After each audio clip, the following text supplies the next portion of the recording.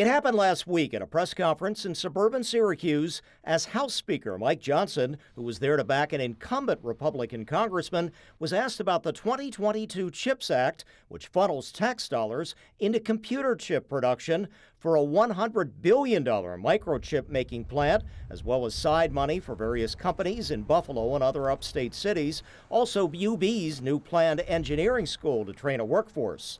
So the question: if you have a Republican majority in Congress and Trump in the White House, will you guys try to repeal that law? I expect that we probably will, but we haven't developed that part of the agenda yet. Johnson then quickly backtracking, saying he misunderstood the question and stating that he does support the Micron project and no CHIPS repeal is planned, but there could be streamlining and improvements of the measure.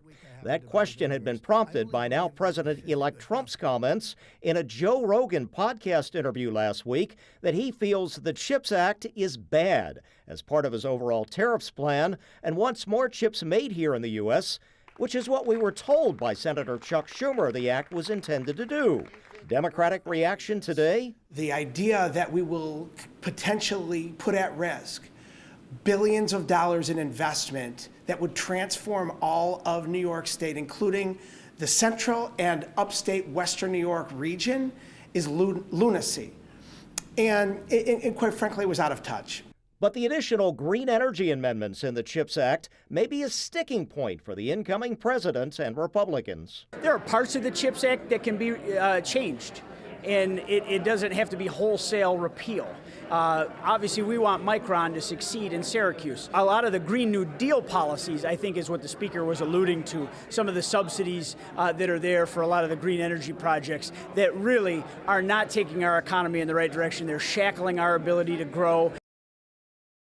Okay, since vote counting is in some U.S. House races still going on out there, we don't know if the House stays Republican, goes Democrat. The Senate, of course, flipped to the GOP. Total Republican control might bring some changes, but I think local Republicans, Claudine, would really fight to keep that Micron-related money up here in upstate New York. One of the things you did say is that the president-elect Trump doesn't like it.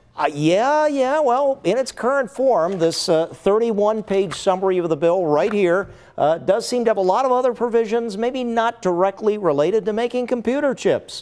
But it's supposed to be a science act as well. Even NASA space planning is covered in here. And that can also, CHIPS Act, that could be considered part of national security because we need it for everything that we and our military uses. Let's face it.